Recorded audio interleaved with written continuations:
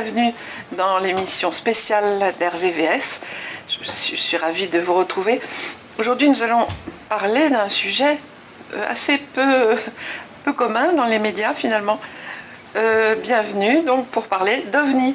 Et je suis ravie d'avoir un invité, c'est Yann Alexander. Alors, ça fait plus de 70 ans qu'on en parle, les OVNI. Entre mythe et réalité, les OVNI, au cours des décennies, ont su nous laisser dans le doute et entretenir le mystère. Les théories les plus controversées sont avancées par les scientifiques et par les ufologues, qui amènent chacun leur pierre à l'édifice. Mais aujourd'hui, prendre le sujet en dérision n'est plus de mise. Il y a quelques années, des dossiers américains du Pentagone ont été déclassifiés, c'est-à-dire ouverts au public, et cela continue. Des militaires de haut rang à la retraite ou encore en fonction, des pilotes de chasse ou de ligne ont parlé de ce qu'ils avaient vu en vol, vu de leurs propres yeux, et pour eux, sans aucun doute, sur la provenance non terrestre de ce qu'ils avaient vu. Ils s'expriment ouvertement dans des conférences de presse ou sur des chaînes de télévision. Ces hommes et ces femmes ne veulent plus se taire. D'autre part, des hommes et des femmes disent avoir été enlevés. Alors là, ça va vous paraître peut-être énorme, mais enlevés par des êtres, pense-t-il, d'une autre planète, leur ayant fait subir des prélèvements et expériences dans des cadres chirurgicaux, quasiment chirurgicaux.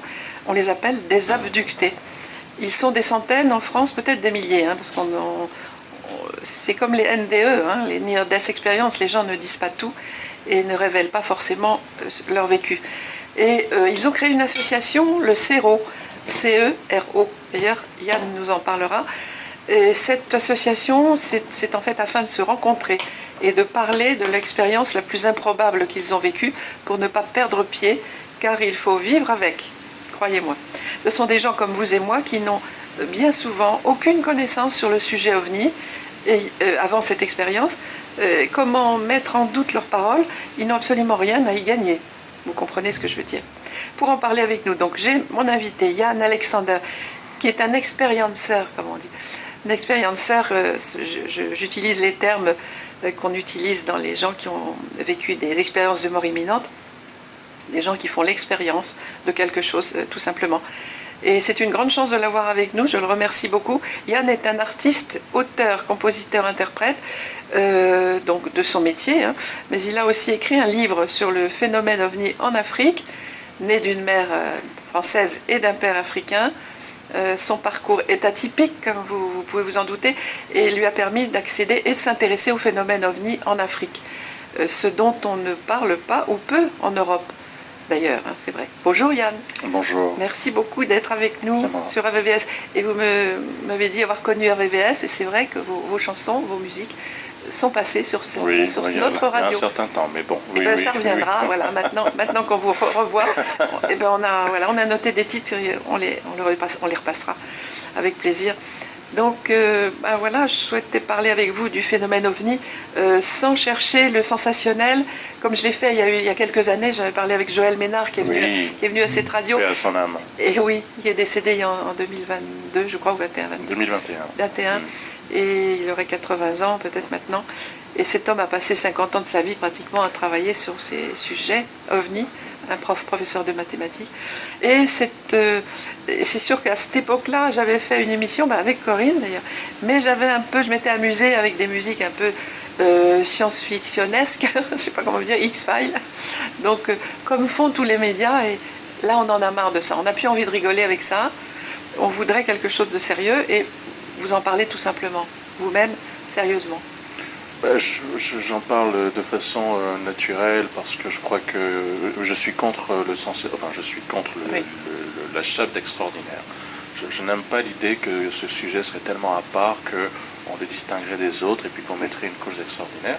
Et c'est vrai que j'ai choqué pas mal de gens dans la petite communauté ufologique parce que il y a beaucoup de changements aussi dans ce milieu-là depuis 2-3 ans, mais j'ai choqué beaucoup de gens qui quand j'ai dit que non, les ovnis, c'est pas ma passion.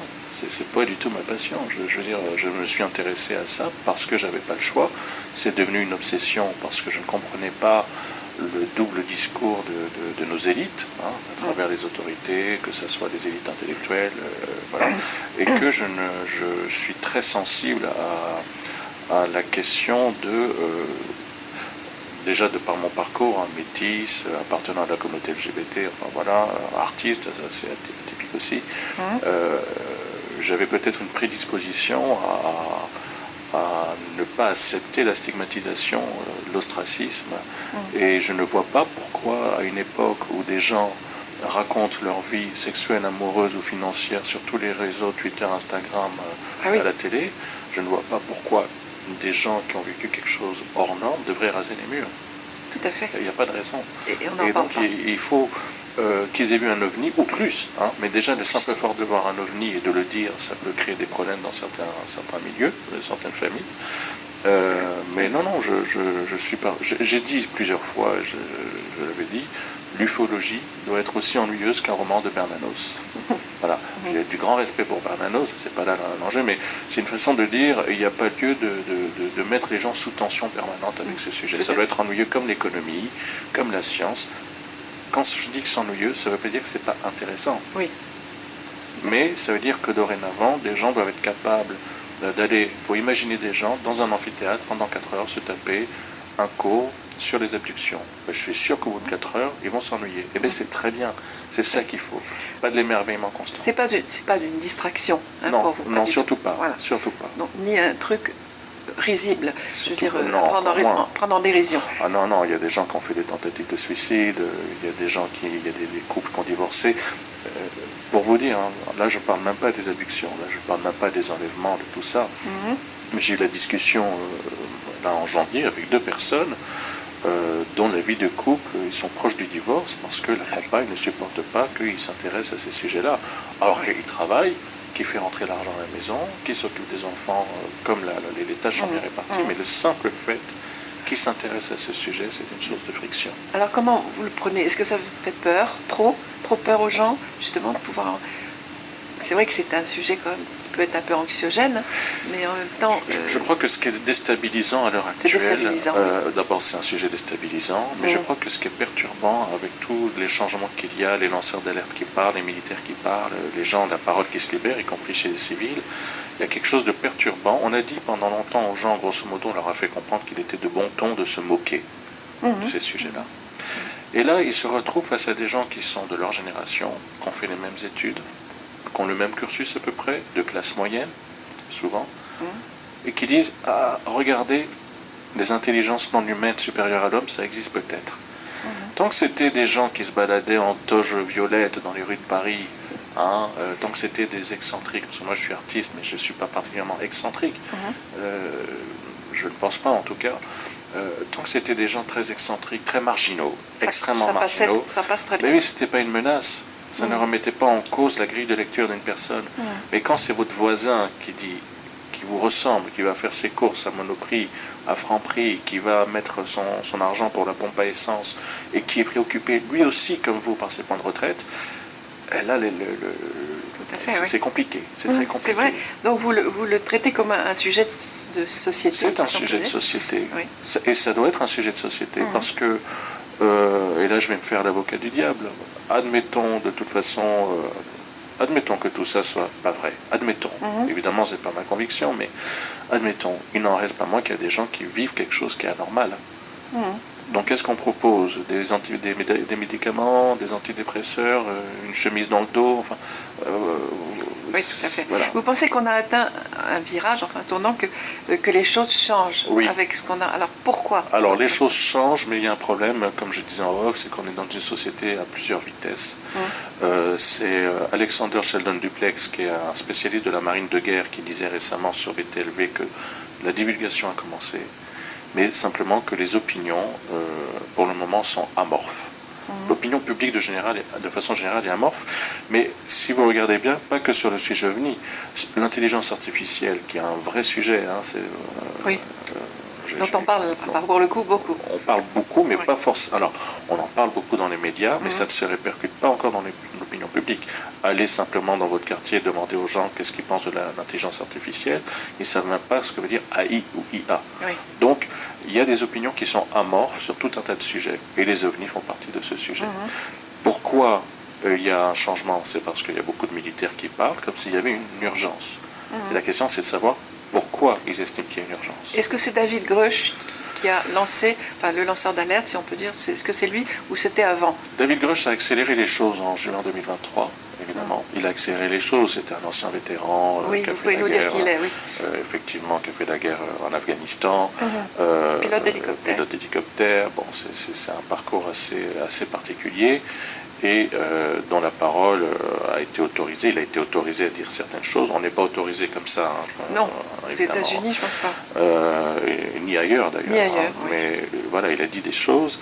Alors, il a accéléré les choses, clairement. Il y a un avant et un après, clairement. Oui, mais il faut savoir que déjà quelques années avant, on a eu le fameux article dans le New York Times, fin 2017, qui révélait l'existence secrète d'un programme de 22 millions de dollars, ce qui est rien par rapport au complexe militaro-industriel, mais qui avait bien un programme financé par le Pentagone sur la question UAP, puisqu'on dit Unidentified Aerial Phenomenon.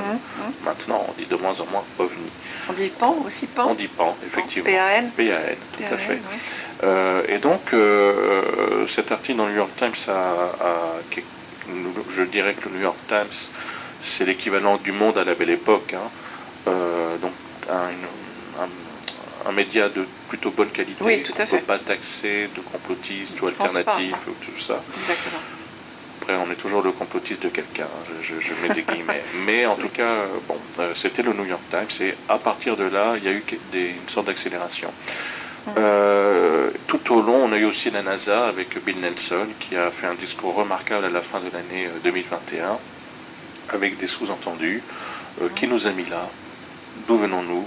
Pourquoi sommes-nous là? Mais ce qui est intéressant, c'est qui nous a mis là. Oui. Et donc, je pense qu'il y a une partie du corps scientifique qui sent bien qu'il se passe quelque chose, qui est tétanisé aussi, parce que je rappelle qu'il s'agit en fait de remettre en question notre place dans notre univers connu, et que en fait nous ne sommes pas au sommet de la chaîne alimentaire.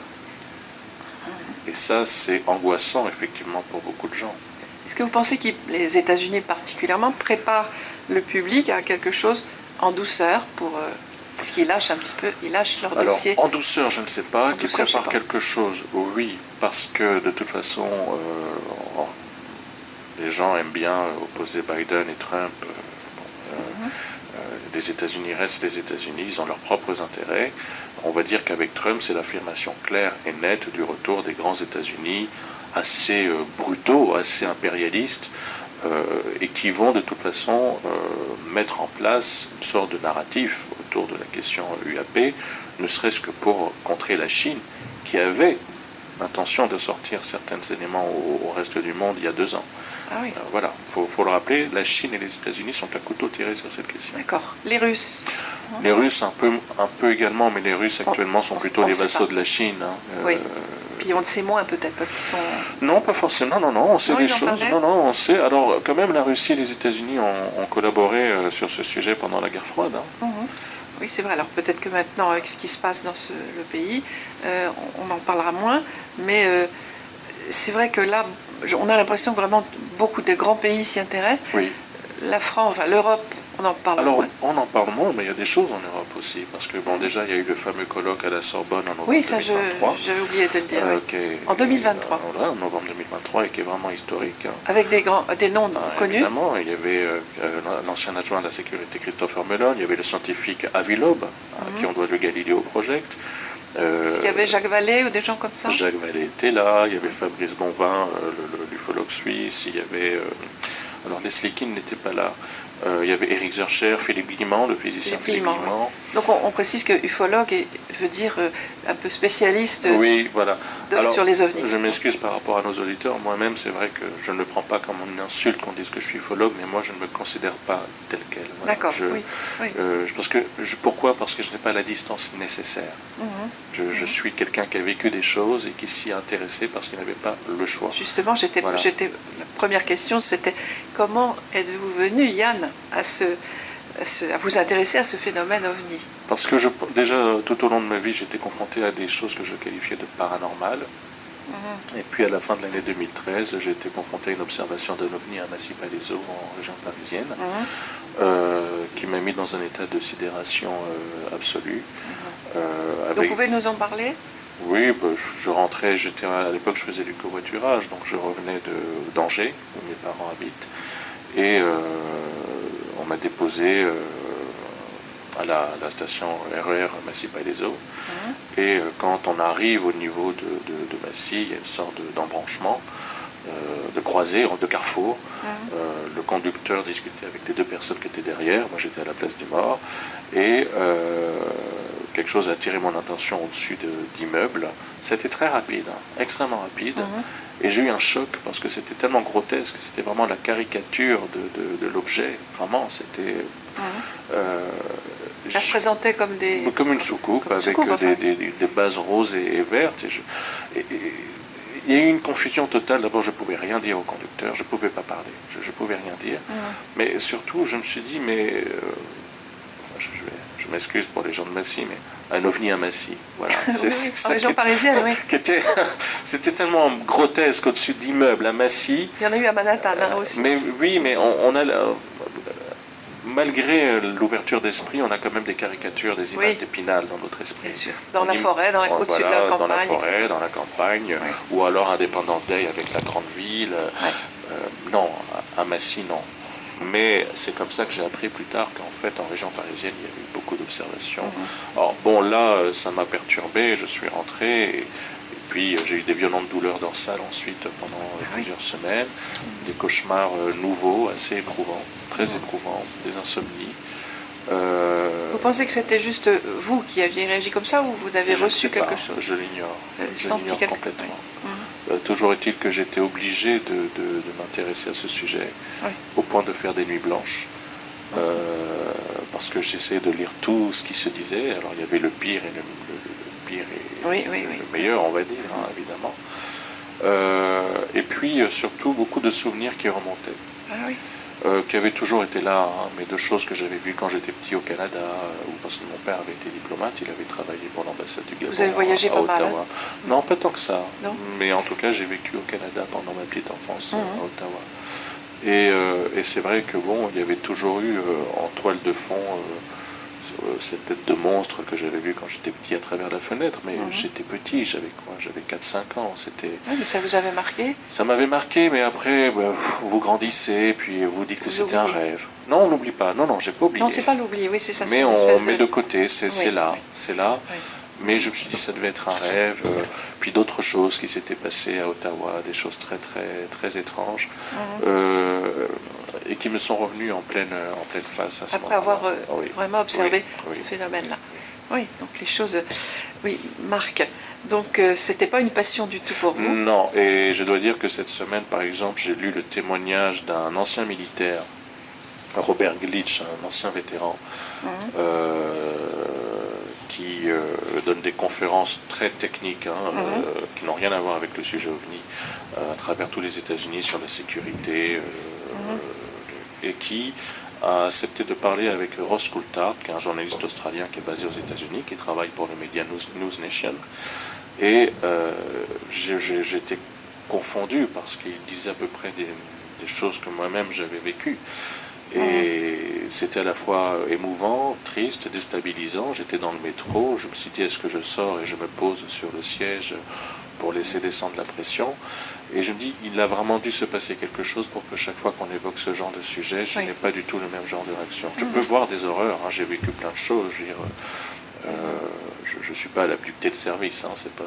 Voilà, non, mais enfin... J'ai vécu plein de choses. Vous pensez avoir vécu quand même peut-être une abduction? Là-dessus, bon, après j'ai eu cette chance d'avoir été suivi par l'association CERO France. Oui, vous pouvez en parler de CERO? Bien sûr, oui, ça a été créé... je leur dois beaucoup. CERO, CERO, oui. En 2015, ils ont fêté leurs 10 ans cette année, l'année dernière, pardon.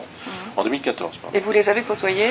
Oui, vous les connaissez? Oui, bien sûr, j'en fais partie, parce que je suis allé, parce qu'à un moment donné, c'était plus tenable. C'est-à-dire que c'est des choses, c'est vrai que quand même, c'est des choses dont on parle évidemment peu dans l'espace public. Oui. Je parlais tout à l'heure de ces couples qui pouvaient divorcer parce que l'un s'intéresse aux ovnis et pas l'autre. Mais là, on est quand même un cran au-dessus. Et ça m'a atteint aussi beaucoup. Ce qu'on ne dit pas beaucoup, par exemple, c'est que beaucoup de personnes qui voient des ovnis ou plus sont atteintes d'un aquabonisme, une sorte de je m'en foutisme, une sorte de laisser-aller, de aquabon. Ça, c'est quelque chose qu'on voit souvent. C'est des choses qu'on ne dit pas dans la littérature. Par contre, vous avez dit que si quelqu'un comme vous avait vu un objet ou quelque chose de plus rapproché, on ne peut pas être le même. Ah non, je ne vois pas comment c'est possible. On peut. Tout l'enjeu, justement, l'intérêt d'une association comme Cero France, c'est de permettre aux gens de continuer à vivre, non pas comme si rien n'était, mais à continuer d'avoir ce qu'on appelle un tissu social. L'homme est un être social. Donc, de continuer d'avoir une vie sociale, de ne pas être déconnecté, de ne pas se laisser aller pour tenir. Et donc, c'est tout les psychologues assermentés qui font partie de l'association Cero France n'ont pas vocation à dire à la personne, oui, elle a vu un martien à telle heure. C'est pas l'enjeu. On n'en est pas là. Ce sont des psychologues qui sont formés, qui ont vraiment un diplôme de psychologue d'État et qui accompagnent des personnes qui ont vécu quelque chose d'extraordinaire. Il faut aider les gens à faire sens avec leur expérience. Et comme je le disais tout à l'heure, dans Cero, il y a beaucoup de gens qui n'ont jamais été intéressés par le sujet. Mais non, c'est la voisine, le garagiste, la boulangère. Évidemment. Ce sont des gens. Il y a un reportage qui est très intéressant. Il s'appelle Les Ailleurs. Ah oui, de Sébastien Dujardin. Les Ailleurs. Très beau reportage. Oui, en plusieurs YouTube, épisodes. Oui, 6 épisodes. Je suis dans le 6e, effectivement. Oui, on vous voit dedans. À la base, j'avais refusé à l'époque, parce que ça s'est fait sur plusieurs années, ce documentaire. Oui, puisqu'on voit les personnes changer un peu aussi. J'avais refusé, et puis finalement... c'est passionnant. Oui, je dois dire que moi j'ai assisté à la diffusion des 2 premiers épisodes aux Champs-Élysées au Lincoln. Alors c'est drôle parce que le Lincoln, c'est là que j'avais fêté 20 ans de chansons, justement en 2023. Ah, oui. Et donc là, en octobre dernier, c'était je crois en octobre, il y a eu donc la diffusion des 2 épisodes, des 2 premiers. Et il y avait Philippe Baudouin de France Culture qui était là pour animer les échanges. Et je me suis dit quand même qu'il y avait quelque chose qui avait changé. De voir ce sujet en plein centre de Paris, dans un cinéma des Champs-Élysées, avec quelqu'un de France Culture. Tout à fait. Il y avait quand même quelque chose qui avait changé. Complètement. Et moi j'ai été bouleversée par les personnes, parce que les gens complètement authentiques, des gens qui peuvent être vraiment notre garagiste, notre boulangère, des gens très simples qui ne sont pas intéressés par le sujet au départ. Mais c'est ça, et puis ça leur tombe dessus, parce qu'en fait, même les gens qui vivent des choses... Bon, par exemple, il y a des gens, ils ont arrêté avec moi, parce qu'ils m'envoyaient des liens sur tel film, sur des extraterrestres, mais je ne les regarde pas, moi. Je ne vais pas au cinéma voir des films sur ce sujet-là. Oui, là ce sont des documentaires, des vécus. Des documentaires, oui. Il y a, sinon, en termes de films, il y a Dark Skies qui se rapproche le plus de ce que beaucoup d'adultes peuvent vivre. The Horse Girl aussi, qui est un film psychologique qui est intéressant. Mais c'est de la fiction, oui. C'est de la fiction, mais qui est basée sur des choses plutôt concrètes. Mais je vais pas, par exemple, Indépendance Day, ça m'intéresse pas. Alien, ça m'intéresse pas. Oui, moi non plus. Ça m'intéresse pas. Je vois ce que vous voulez dire. Ça m'intéresse pas. Mais oui, c'est toujours un peu fictionnel, tout ça. Et pour couper un petit peu, on va écouter une musique que vous avez choisie de Francis Poulenc. Ah oui. Alors, il y a une raison à ça, c'est parce que ma mère a été prof de piano et que j'ai appris le piano grâce à ma mère. Et comme évidemment, j'ai jamais rien su faire comme les autres, et quand j'étais plus jeune, quand les autres apprenaient à jouer du Mozart, moi c'était Ravel ou Poulenc. Poulenc, c'est merveilleux. Donc c'est un hommage à Edith Piaf. Oui, qu'il a écrit en 1959. Alors, on écoute Francis Poulenc.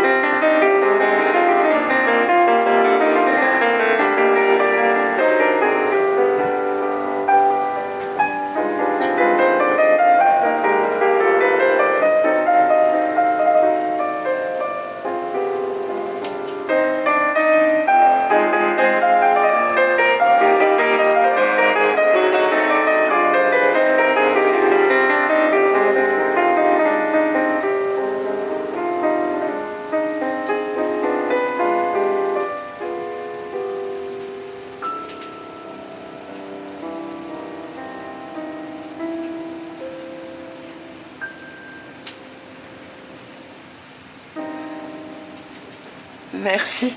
Yann, très belle musique. C'est Francis Poulenc. C'est Oui. très doux. Ben, ça nous donne un petit peu... Ça nous donne... Bon, ça fait baisser la pression, si on peut en avoir une, sur ce sujet ovni. Mais c'est toujours très, très beau. C'est plus du romantisme, hein, c'est toute la période du groupe des Six Oui, qui ont inventé... il y avait Georges Auric, il y avait Germaine Taillefer, Henri Sauguet, Duret aussi, Duret, Cocteau. Cocteau. Alors oui, Et Cocteau, vous me Cocteau, disiez il avait préfacé l'ouvrage d'Aimé Michel à l'époque, qui est un philosophe, hein, Il qui s'intéressait s'intéressait beaucoup à aux Aimé ovnis. Michel. C'était peut-être le seul philosophe d'après-guerre qui s'intéressait à ce sujet. Après, il s'en est détourné vers la fin de sa vie. Mais Cocteau s'y intéressait. Ah, mais Cocteau, oui, Oui, je ne savais c'était pas. un des très grands sujets d'intérêt de Cocteau. Ah Oui, oui. C'est vrai que depuis les années 40, ben, on en parle. Donc c'était Cocteau, c'est toutes les années 40, 50. Bien sûr, oui, oui. Avec toute cette équipe-là de gens formidables, de compositeurs formidables. Donc vous disiez, oui. Alors, je vais vous poser une question importante, mais pas évidente. Y a-t-il un parallèle entre la situation globale du monde qu'on vit et le phénomène ovni? C'est une Parce que très très bonne question. On voit que c'est par vague un peu, hein, les choses. C'est par vague C'est par vague. et on a un peu l'impression que les ovnis ou UAP accompagnent des moments de tension et de bouleversement Oui. de l'histoire du monde, hein, enfin du monde. Tout à fait, ouais. Ce qui va jusqu'à faire dire à certaines personnes, peut-être qu'ils en sont les instigateurs.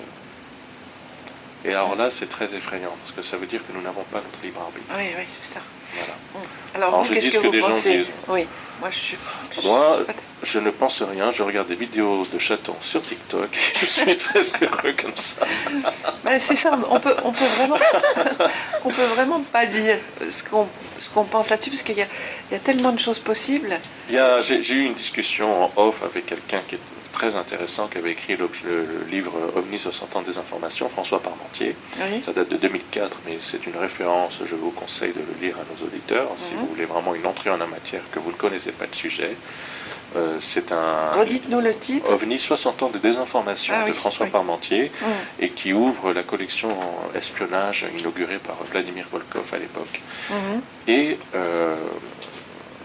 justement, quand moi je suis tombé sur cet ouvrage après ce que j'ai vécu, il fallait que je sache, que je comprenne ce que j'avais vécu. Et il y avait son mail, donc je lui ai écrit. Et j'étais même prêt, je dis, je cherche pour vous dire vraiment comment j'étais novice, je cherche un ufologue à payer qui me fasse un cours d'histoire. Ah oui, vous vouliez vraiment savoir quand même des choses. Oui, et il m'avait écrit en me disant, gardez votre argent, investissez-le plutôt dans des bons livres. Et il m'a dit deux choses très intéressantes. La première, enfin trois choses. La première, ne croyez pas forcément que les aliens sont bienveillants. Deux, ne croyez pas qu'il n'y a qu'une seule espèce. Oui. Et trois, il n'y a pas Pyrrhus pour le diable de faire croire qu'il n'existe pas. Alors, d'après les Américains, j'ai lu ça aussi quelque part, il y aurait 60 races. Oui, il y a certains Russes qui disent 73 aussi. Oui. Il y a certains, il y a, comment on appelle ça, certaines personnes de mouvement New Age qui disent qu'il y en a 1200. Enfin bon. Parce que c'est vrai que beaucoup de gens voient des petits hommes à grosses têtes. Moi, c'est ce que j'ai vu quand j'étais petit. C'est ce que vous avez vu. C'est ce que j'ai vu quand j'étais petit. Moi, mais pour moi, c'était un monstre. Oui, c'est que ça, pendant longtemps, je n'ai pas cherché, je n'ai pas fait de corrélation avec. Oui, mais bien sûr. On se rappelle de l'histoire. Enfin, je pensais au Zimbabwe, puisque en Afrique, 1994. En 1994, il y a eu quand même toute une école d'enfants. Oui, une soixantaine d'enfants. D'enfants qui, dans leur cours, pratiquement aux abords de la cour de récréation, ont vu un engin se poser. Et des êtres, comme on les décrit là, petits, avec des membres longs. C'est toujours la même chose. On a les mêmes, d'ailleurs, sur le continent africain, on a des noms. Dans la région du Sahel, ils appellent ça vos colonies. En Afrique du Sud, ils appellent ça Tokolosh. Il y a des noms, en fait. Il y a des noms. Il y a des noms. Alors, ces enfants ont été marqués quand même. Les enfants ont été très marqués. Il y a eu deux documentaires très intéressants, très émouvants sur leur parcours. Et ce qui est intéressant, ce qu'on sait moins, c'est que ça s'inscrit dans un contexte houleux pour l'Afrique australe à l'époque. Le Zimbabwe est proche de l'Afrique du Sud, et l'Afrique du Sud se remet de l'apartheid. En 1994, c'est l'année de la fin de l'apartheid. Oui, c'est vrai. Ces engins apparaissent dans une école au Zimbabwe multiraciale, il faut le rappeler aussi. Le Zimbabwe avait connu un petit apartheid également. Et ça intervient en plus à proximité d'une zone d'extraction d'uranium, je crois. Ah oui, d'accord. Donc il y a toujours, Il y a toujours quelque il y a chose toujours autour une d'intéressant. symbolique de zone de tension. Alors, par exemple, je ne sais pas, je serais intéressé de savoir qu'est-ce qu'il y a au Yémen. Est-ce qu'il y a des choses en Jordanie On sait qu'en Ukraine, il y a eu, pendant le conflit, il y a eu une montée d'observation d'engins qui avaient des propriétés. Alors évidemment, sur les fronts, enfin oui, sur les fronts. Alors, ce qui a fait dire aussi à certains que c'était des prototypes militaires ou que c'était des armes ou des drones, hein, c'est toujours la même histoire. Bon, ça fait réfléchir. On peut dire aussi, enfin, par rapport à ces enfants, bon, ils ont été réinterrogés 20 ans après. Oui, ils disent tous la même chose quasiment, sauf un qui dit que tout ça c'est du vent, mais cette personne d'abord avait dit que c'était vrai, après a changé d'avis. Et peut-être qu'il a voulu oublier aussi tout ça. Alors, quand on le voit, on pense quand même qu'un séjour à l'hôpital lui ferait le plus grand bien. Bon, d'accord. Voilà. Mais la plupart des enfants, les 60 enfants, non, ils disent tous la même chose. Ils sont rentrés tous comme des fous dans la classe, avec une peur terrible. Et les enfants, quand on voit leur regard, interviewé par John Mack, là, qui a été formidable, un psychiatre de Harvard, donc qui était absolument digne de confiance. Et à chaque fois, on voit le regard de ces enfants qui est un peu, quand même, on sent bien qu'il y a quelque chose dans ce regard qui est un peu perdu, et ils ont vécu quelque chose, quoi, de fort. C'est difficile. Bon, oui, les enfants peuvent avoir de l'imagination, etc. Mais là, quand même, ils ont 60 enfants ensemble. Il y a une institutrice qui avait collecté tous les dessins des enfants, et les enfants avaient tous dessiné la même chose, chacun dans leur coin. Oui, c'est ça. Non, il n'y avait pas à remettre en doute la parole des enfants quand même, quand ils sont en nombre comme ça. Et puis 20 ans après, de voir ces jeunes de 25 ans qui redisent la même chose. Il y en a une qui est décédée récemment. Ah bon? Oui, elle faisait des œuvres d'art. Elle est décédée d'une maladie. Oui. C'était assez passionnant. On peut aussi faire un parallèle avec ce qui se passe plus récemment, je dirais, même maintenant, ou qui s'est passé dans les dernières années, ces engins qui survolent des zones de nucléaire, quoi, de missiles nucléaires. On a des vagues régulières, même en France, de centrales nucléaires. Alors j'avais discuté, justement, comme je voulais tout savoir, j'avais discuté avec Joël Ménard, à l'époque où j'étais encore de ce monde, pour avoir des conseils, parce que ce qui m'avait particulièrement, ce que j'avais trouvé désagréable, c'est avec cette histoire d'OVNI à Massy-Palaiseau, j'avais l'impression d'être un spectateur passif, d'être mis dos au mur. Voilà. Ah oui. Et je me suis dit, autant être offensif, autant aller directement à la quête de ces engins, de ces entités, appelez-le comme vous voulez. Et donc j'avais demandé à Joël Ménard quels étaient les endroits susceptibles, avec plus de probabilité d'observer des choses.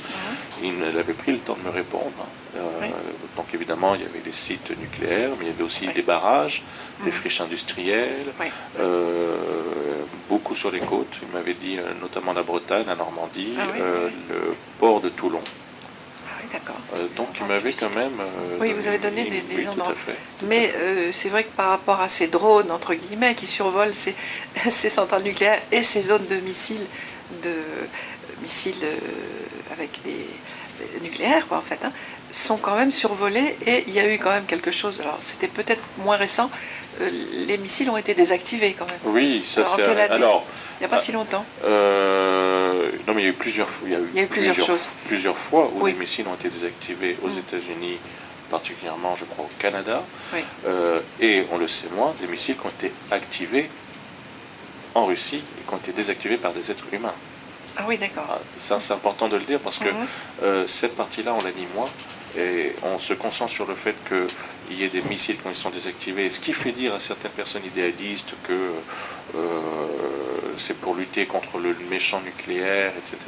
Est-ce qu'ils veulent nous montrer quelque chose, nous donner une leçon On peut plutôt penser sur une sorte de leçon de puissance. Oui, peut-être, parce qu'ils sont capables de désactiver.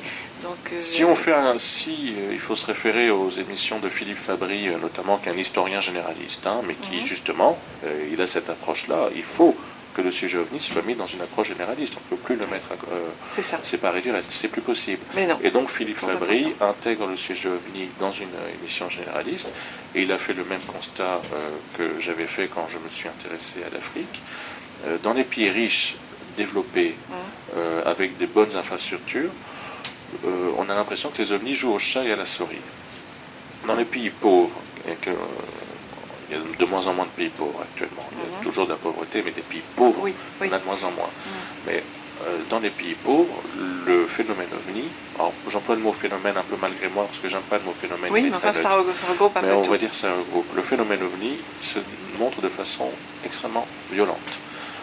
Que ce soit au Kenya en 1954, que ce soit en Érythrée en 1971, au Brésil entre 1977 et 80 à Colares, sachant qu'avant Colares, il y avait déjà eu des interactions très violentes qui avaient été soulevées par Joël Ménard et Jacques Vallée, qui se demandaient comment ça se fait que dans cette région, les interactions avec des ovnis soient aussi meurtrières. Oui, c'était des blessés et des morts. Des morts et des blessés. Ah oui, c'est incroyable. Par des rayons, en fait. Par des rayons, effectivement, à Colares. Au début, d'ailleurs, le pouvoir central à Brasilia avait cru que c'était une psychose collective. Et puis il y avait un peu de mépris, parce que c'était des gens pauvres, analphabètes, de couleur, qui vivaient de la pêche, loin sur les côtes. Ouais. Après, on a pensé que c'était une sorte d'intimidation des guérilleros d'extrême gauche qui étaient justement dans cette région-là et qui étaient contre le pouvoir brésilien, parce que c'était la dictature brésilienne à l'époque. Et c'était rien de tout ça. L'armée a été envoyée et certains militaires sont devenus fous. Parce qu'ils n'étaient pas préparés à voir ce qu'ils voyaient. Oui, c'est ça. Il y a eu un reportage maintenant relativement important, mais bon, on n'en parle pas, bien sûr, très peu. Alors, il y a quand même l'opération Prato, avec donc, les militaires qui sont envoyés sur le terrain, c'est quelque chose qui est quand même dans la mémoire brésilienne, qui est quand même reconnu. Oui, chez les Brésiliens, oui. De la même manière que la destruction du village de Bereliam au Sénégal en 81 est reconnue dans la presse sénégalaise, une partie de la société sénégalaise s'en souvient. Donc après, ça, c'est des questions locales, régionales. Nous, en France, peut-être beaucoup de gens se souviennent encore de la vague de 54, de Maurice Mas. Oui, années 90, enfin, oui, le 5 novembre 90. Voilà, des grandes vagues, en fait. Des grandes vagues, les centrales EDF en 2014. Voilà, c'est des choses comme ça. On peut considérer que c'est un phénomène intelligent. Oui. Ça, c'est clair, je pense. Oui. Les pilotes de chasse et de ligne en parlent comme quelque chose d'un phénomène intelligent qui les poursuit, qui joue un peu avec eux. Qui joue au jeu du chat et à la souris, c'est bien ce que je disais. Quand on est à 3-4 000 à l'heure, eux, ils peuvent arriver, ils sont à côté, puis après, pof, ils partent à 18 000 km/h en quelques secondes, en même pas, enfin, immédiatement. Donc, ils jouent un peu au chat à la souris, oui, c'est ça. Donc ça fait quand même un peu peur. Bon, on se dit que c'est un phénomène très intelligent, évidemment, puisqu'ils ont aussi atteint une technologie absolument dingue par rapport à nos militaires. Donc, mais après, encore une fois, justement, pour revenir à... Philippe Fabry faisait une analogie avec le cas du Japon. Les États-Unis et les puissances occidentales n'ont pas pris de gants pour envahir le reste de la planète. Et découper les pays au 19e siècle et début 20e siècle. Mais ils ont eu beaucoup plus de mal avec le Japon. Pourquoi ? Le Japon avait déjà connu une proto-révolution industrielle.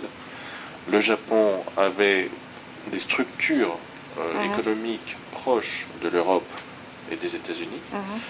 Évidemment, les États-Unis ou l'Europe ne pouvaient pas arriver vers le Japon avec la même façon qu'ils avaient abordé les rives de Tanzanie. Voilà, ils n'avaient pas du tout la même approche. Donc, la façon d'essayer de coloniser le Japon n'était pas la même. Eh bien, il faut peut-être voir ça aussi du côté ovni, la façon dont les ovnis se manifestent ou pas. On a, par exemple, on a très peu de récits d'ovnis en Haïti. Ah bon ? Et au Japon, justement ? Au Japon, oui. Oui, on en a. Mais il y a des pays où on a très peu de témoignages. Alors peut-être aussi que des gens ont vu et puis n'ont pas témoigné. Oui. Il y a aussi des gens qui voient et ça n'intègre pas la mémoire. Il y a ça aussi. Tout à fait. Tout ça, c'est un sujet d'une complexité folle. C'est vrai. Qui fait que aussi beaucoup de gens préfèrent ne pas s'y intéresser. Exactement. On va écouter quand même une composition de vous, Yann. Oui, c'est Altérité. Altérité. Donc là, vous ne chantez pas. Non, c'est une musique. Une musique. Avec moi au piano. On écoute Altérité.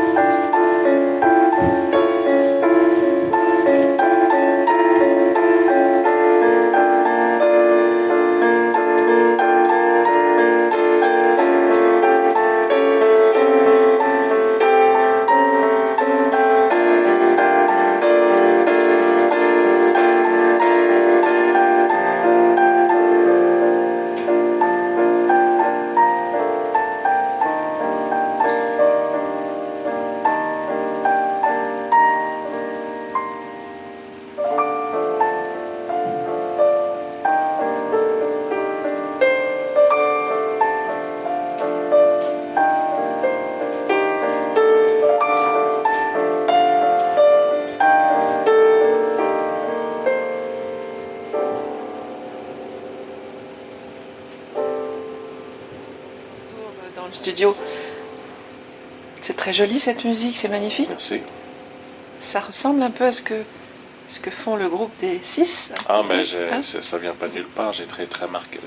Ça vous a marqué, cette depuis tout époque. petit, depuis l'âge de 5, 6. D'abord, ma mère elle joue du piano. Elle joue du piano, elle a été professeure de piano et de philo. Ouais. Et puis, elle a toujours écouté Ravel, elle a écouté Francis Poulenc. Ah oui, d'accord. Tout cette époque-là, Debussy, évidemment. Donc, bon, oui, moi j'aime beaucoup. Oui, c'est très beau. Satie, Fauré aussi. Oui. Mais par exemple, Germaine Taillefer, il y a très peu de gens qui connaissent actuellement Germaine Taillefer. C'est magnifique ce qu'elle fait, justement. C'est magnifique. On a fait une émission sur Germaine Taillefer qui s'appelait, alors je vais vous dire, elle s'appelait Germaine Taillefesse. Ah. Et elle a dû changer de nom. Ah, tiens, je savais pas ça. Ça nous a fait bien rigoler, mais c'est vrai. Je savais pas. Il paraît. Essayez de le savoir quelque part. Je ne sais pas comment je l'ai su, mais je veux que c'est vrai. Mais c'était très, très marrant. Et c'est une femme, une seule femme, oui, dans ce groupe, qui composait magnifiquement, hein, très, très, un peu dans ce style de musique. En tout cas, merci Yann pour tout ça. Donc, je pensais aussi à quelque chose. Alors, il y a un parallèle, vous pensez, avec la situation du monde et le phénomène OVNI qui se manifeste un peu Beaucoup partout. le pensent. Hein, maintenant, comment déterminer entre guillemets, les modalités de ça, c'est ça, très compliqué. Alors Jean-Claude Bourret, je vous en parlais tout à l'heure, qui est un des plus connus d'ufologues en France, qui a 50 ans de bouteille, quoi, si on peut dire, derrière lui, dit qu'il voyage dans le temps. Voilà, il est partisan du voyage dans le temps. C'est une hypothèse, mais je pense que cette hypothèse n'exclut pas d'autres hypothèses. La question, c'est surtout,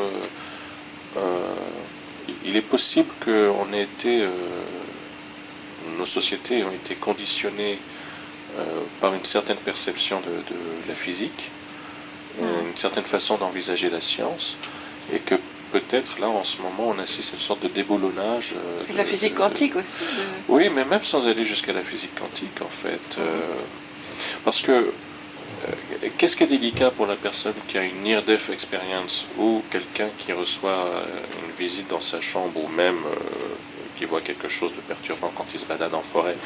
Parce que souvent il y a des personnes qui veulent tourner ce sujet en ridicule sur les abductions, disent que c'est des paralysies du sommeil, ils sont contents, hop, on appuie sur un bouton, hop, paralysie du sommeil. Bon, c'est pas aussi simple.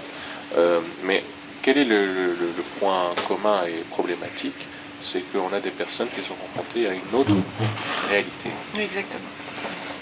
Alors des fois ça dure 5 secondes, 10 secondes, 5 minutes. Et on ne sait pas tellement d'ailleurs de mesurer le temps. On n'arrive pas à la mesurer. Non.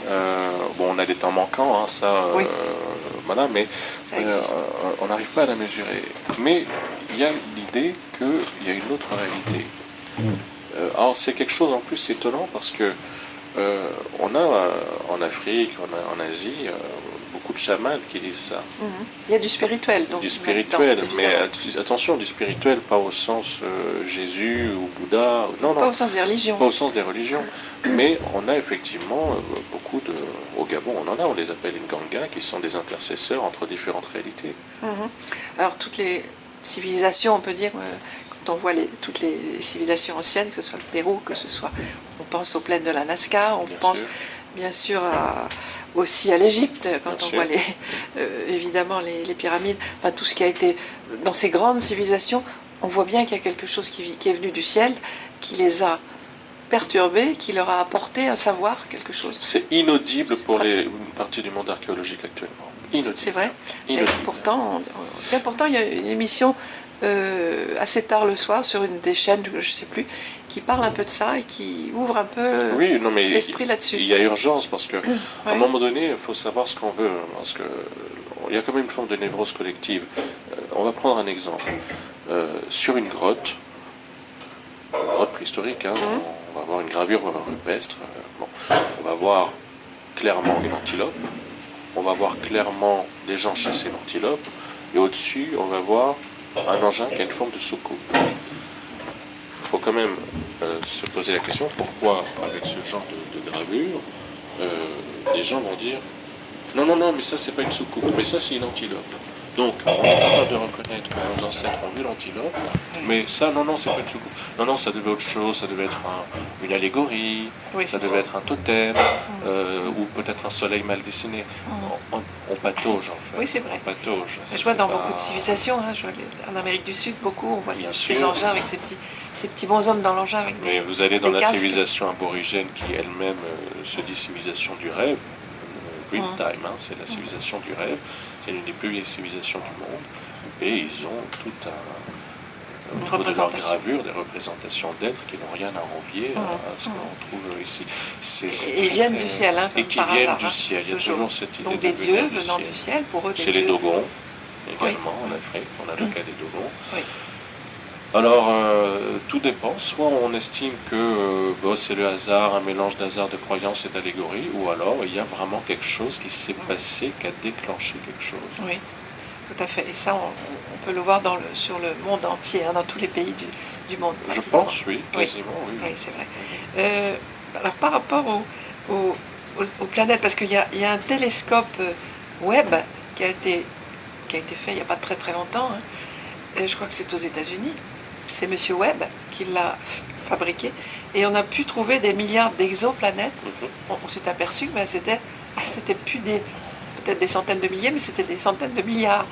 Et c'est sans limite, quoi, que l'univers était donc sans limite et que la planète Terre était vraiment, évidemment, obligatoirement pas la seule habitée.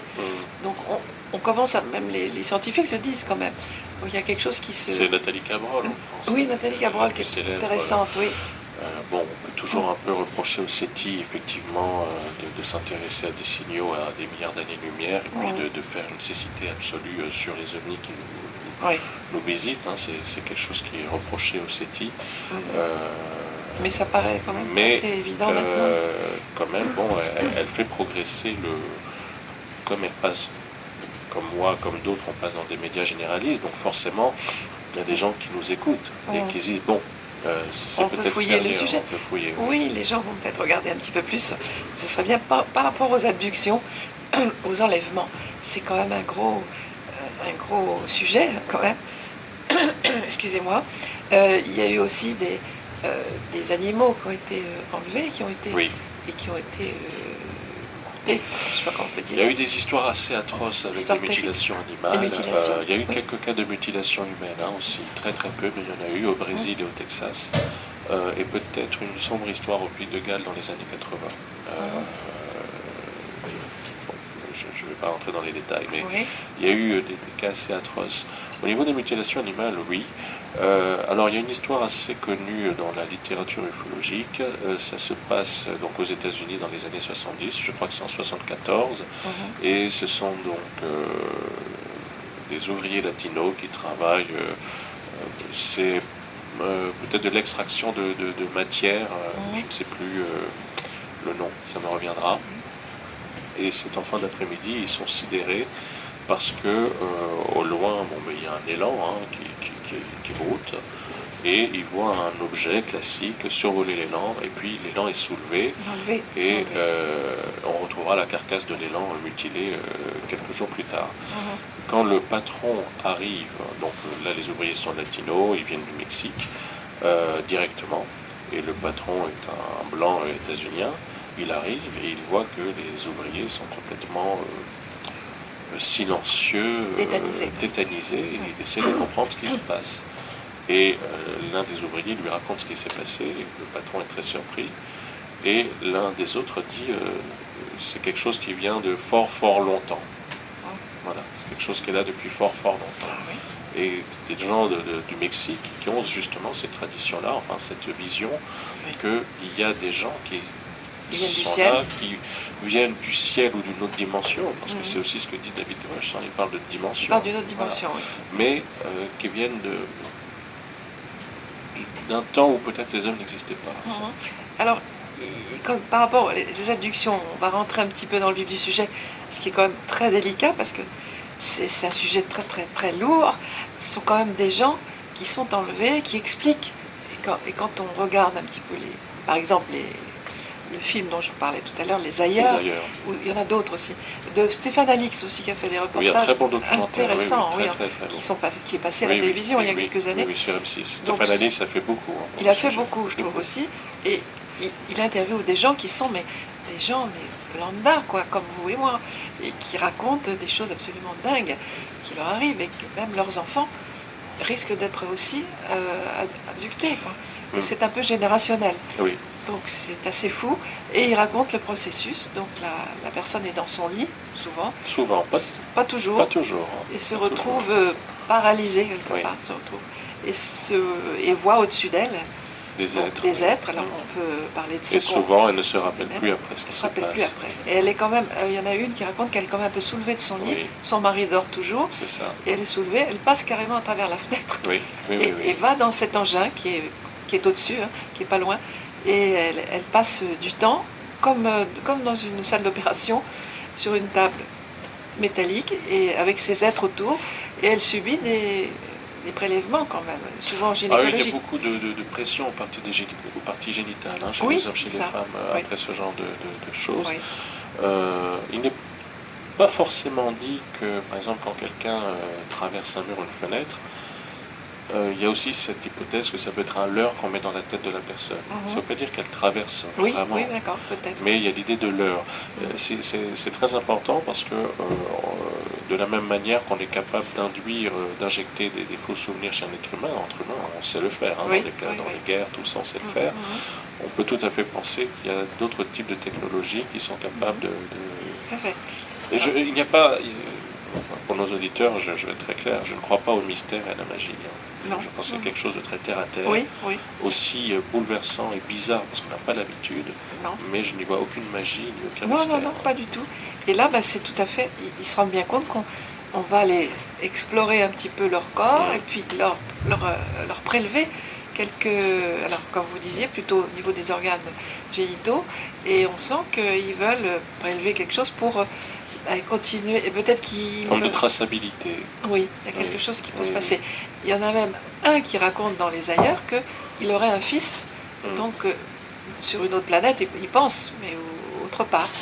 Et donc il aurait contribué à fabriquer cet enfant. Oui, mais Donc c'est... c'est complètement de la science-fiction pour nous quand Il y on y a, pense. et ce genre de témoignage, parce qu'à un moment donné... Vous en avez entendu, vous, Bien sûr. avec le sérot? Bien sûr. Oui. Bien sûr. Ça, quand on les entend, c'est Bien autre sûr, chose. Hein. bien sûr. Parce que vous voyez bien qu'ils ne racontent pas de salade, les gens. C'est pas du tout leur Ce qu'on intérêt. pourra leur rétorquer, c'est qu'ils se sont trompés ou qu'ils sont dans un Peut-être. fantasme inconscient. Ça, c'est quelque chose qu'on peut Peut-être. rétorquer. Mais Et ils là, sont bon, authentiques dans ce qu'ils disent. Ça oui, se ça, voit tout de oui, suite. clairement. Mais clairement, Je- il y a la- aucun... le fait d'aller dans un groupe, la première fois que je suis allé dans un groupe de parole, parce que c'était pas tenable, c'est vrai quand même que bon, j'ai pris le métro, c'était à Paris à l'époque, et j'étais un peu mal à l'aise. Je me suis dit, tu perds ton temps, t'as mieux à faire, faut travailler, faut gagner sa vie. Il était tôt, c'était un samedi matin, et j'étais en train de me dire, peut-être je suis en train d'aller voir des bandes de cinglés. Oui. Je me disais vraiment ça, Oui, je vais oui. voir des bandes de cinglés. Bien sûr. Et plus j'approchais du lieu de rendez-vous, et plus j'avais Envie de partir, de de courir. repartir, parce qu'en me disant non, non, mais, et presque de me convaincre que tout ça c'était mon imagination, et puis que tout rentrerait dans l'ordre, et puis voilà. Et puis je dis bon, non, tant pis, tu te fais violence. Et je suis rentré dans ce groupe de parole, d'abord de voir des gens qui étaient banalement comme moi, qui étaient... Et par contre qui disaient des choses que j'aurais pu dire. Pas des scientifiques. Hein. Non, non, pas du tout. Pas du tout, en général. Et qui disaient des choses que j'aurais pu dire. Oui. Et là, je tombais des nues. Je dis, c'est pas possible de... Ça vous a touché par rapport à ce que vous aviez vécu Oui, aussi? mais puis moi, quand je parlais, d'autres rebondissaient. C'est comme si les gens connaissaient par avance ce que l'autre avait vécu. Et ça, c'est quelque chose Qui vous a touché? Même bouleversé. Plus, Parce que je me suis dit, je ne sais pas ce que j'ai vécu, mais en tout cas, j'ai vécu quelque chose Que ces gens ont vécu, ils disent aussi. Quoi. Oui, c'est ça. Et donc là, ils arrivent à se parler vraiment ouvertement entre eux, il n'y a pas de Oui, problème. oui. Donc ça, c'est Mais c'est formidable. tout le but d'un groupe de parole, hein, de toute façon, Oui. d'avoir une parole sans entrave, sans doxa, c'est-à-dire pas de gens qui viennent faire des prêches ou imposer une doxa, tout à fait. monopoliser la parole. Donc tout ça, c'est aussi le travail formidable. Vous n'avez pas senti de sectaire derrière? Non, non, non, non, non, ça c'est très important. non. Oui, Il y en on a, le il y a, sent il tout y a de des suite. mouvements plus ou moins sectaires en France, hein, mais non, Il y en non, a non. certainement, oui, oui. Bah, des gens qui sont passionnés et qui vont au-delà de peut-être de ce qu'il faudrait. Oui, oui, on a encore, bon moi je dis souvent le temps des rêveurs est terminé ou doit se terminer. Mhm.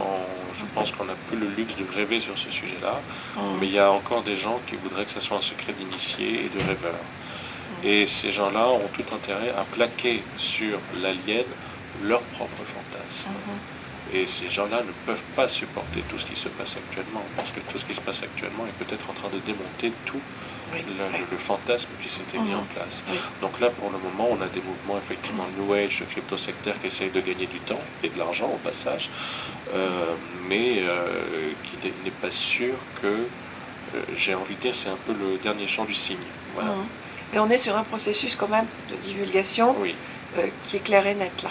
Bah, moi-même avant, j'osais pas le dire, mais depuis que j'entends Alexandre Sheldon Duplex, dont j'ai parlé tout à l'heure, donc qui est spécialiste de la marine de guerre, dire exactement la même chose, je dis oui, je pense que oui. C'est simplement qu'une partie de l'opinion publique ne se sent pas concernée. Et en même temps, c'est pas très étonnant. Si on prend le Covid, par exemple, tant que le Covid tuait les Chinois, ici en Europe, les gens menaient leur vie.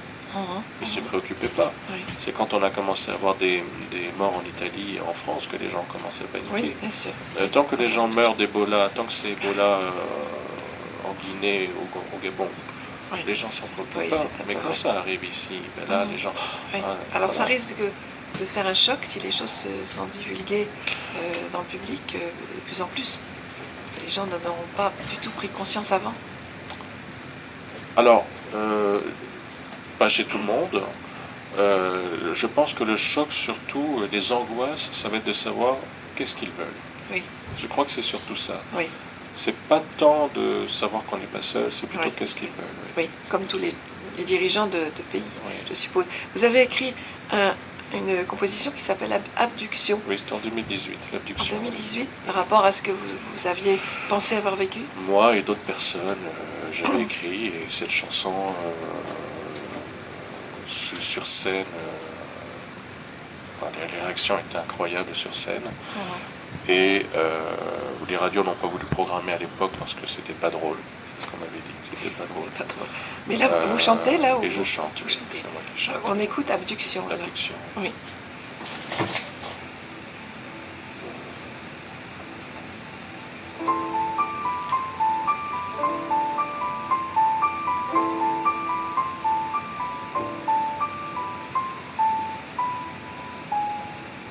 Tout petit déjà, il recevait d'étranges visites, des yeux noirs sous la lune et la peur du dentiste. Croyant vite qu'il était seul, il en fit souvenir. C'est ainsi que des douleurs fossiles longtemps gonflées. Un beau jour devant la glace, elle se souvint alors. Sur sa peau à la surface d'étranges signaux de l'or. Tout lui revint en mémoire. Elle voulut se confier à son amour, mais hélas, le mur était si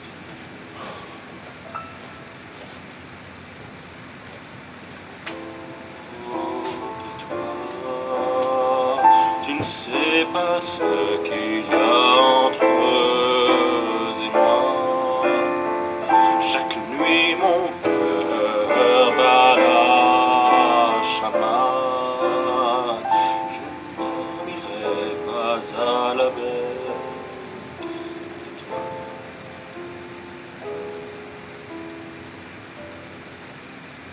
Le psy très gentil lui dit vous vous faites des idées.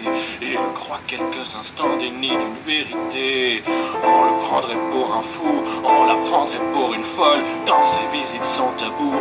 Allez vite, faut que l'on dorme. Puis une nuit d'hiver, rentrant seul dans cette campagne, une lumière dans le ciel n'avait rien d'une étoile. Cette lumière le larguait, il s'enferma chez lui. Depuis lors, il ne sort plus terrifié par la nuit.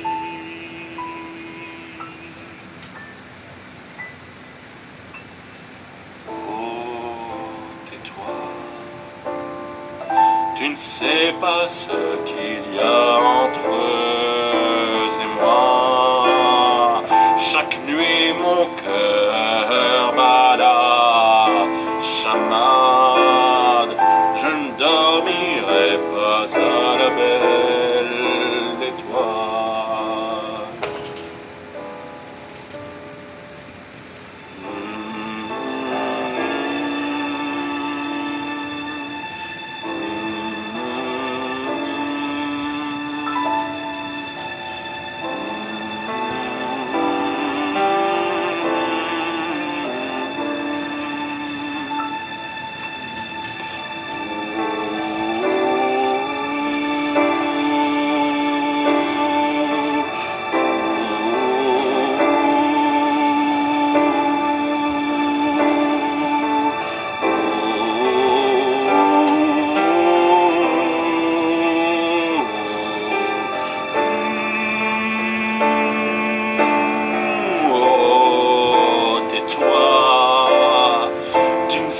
Pas ce qu'il y a entre eux et moi.